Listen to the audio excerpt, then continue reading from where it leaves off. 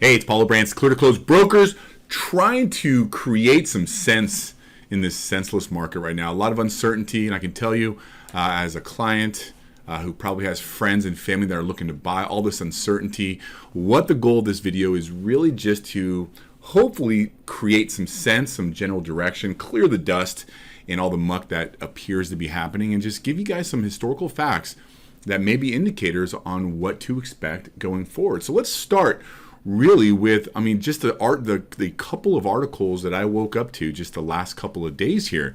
And what it appears to be is that the media is really trying to instill fear, but if you break down each of these articles and really read it, in fact, one of them, I'm going to share the interview at the end of this video, or it's going to be like there's a link right here for it. Take a look, and as you can tell, the lady that's giving the interview is trying desperately to get him to say something negative about housing appreciation, the housing market, until finally he concedes to this blanket statement that she says if rates eventually keep rising, that's going to soften the market. And he kind of chuckles or grins. And, the truth is, if rates did go to 12 to 15%, it would affect the market, but it does not appear that's what's going to happen, especially if you've been watching my videos. So let's start with some really fun, attention-grabbing articles here. So here's the first one right here. The Fed's biggest rate hike since 1994 means millions more home buyers may be priced out of the housing market as 30-year mortgage rates spike. Correction here, actually, that helped 30-year fixed rate mortgages, because if you've been watching my videos, you know that the Fed needs to combat inflation, and how they do that is to increase that short-term rate. That's going to curb inflation. That's going to help 30-year fixed rate mortgages. All right, the housing market correction intensifies as layoffs hit Redfin and Compass. This interactive map explains why.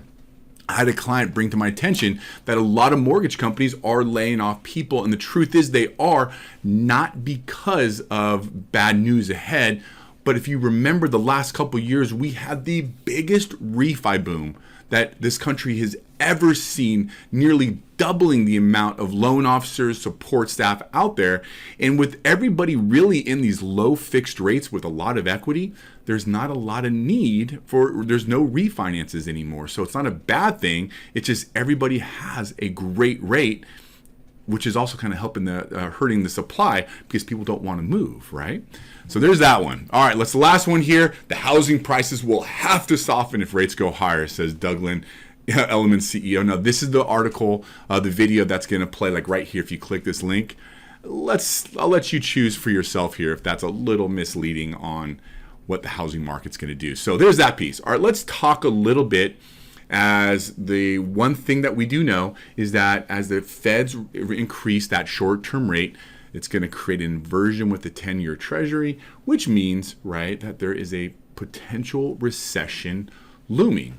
Now, if there is a potential recession and we do go into it, what does that mean for housing market? What does that mean for interest rates? Well, to answer that question, let's look back historically.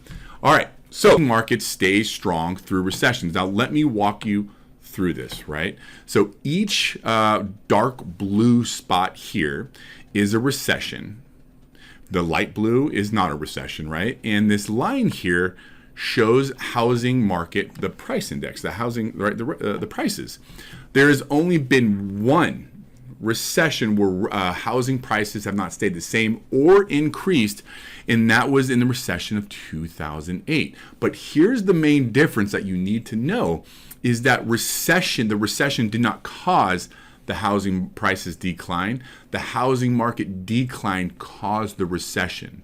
I was doing loans back then. I can tell you people weren't qualified. They had no equity. They had high rates, and it didn't make sense for them to leave. Remember how in this video I shared with you that because of everyone's in such great low rates with tons of equity, mortgage companies are laying people off because there's no opportunity for refinances. Right there in itself is a major, major difference between now and 2008, among other things. But every other recession, housing markets have gone up. Let's take a look real quick at interest rates.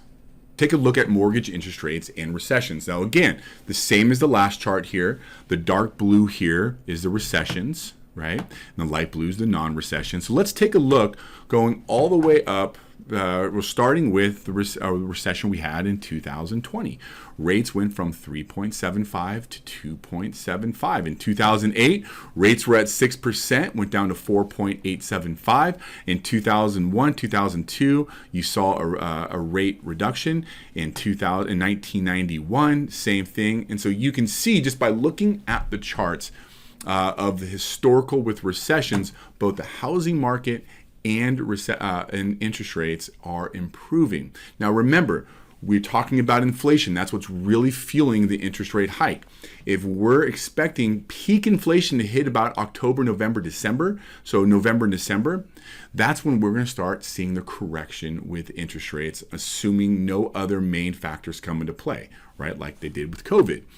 So right now, when you look at the housing market, there is still appreciation to be had. Maybe not 20%, maybe not 10%, but maybe 5%, maybe 7%.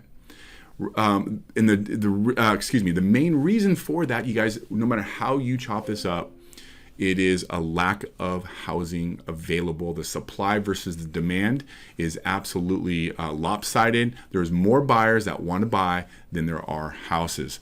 Take a look at that article or listen to that interview. He goes into that. People are freaking out if a house stays on the market for 2 days versus 7 days. But the reality is there's always someone in the wings to get to buy that house. So if you have any questions, let me know. If you have any friends or family that are looking to buy a house that feel very uncertain, I would love to connect with them. As a broker, we're able to offer better interest rates.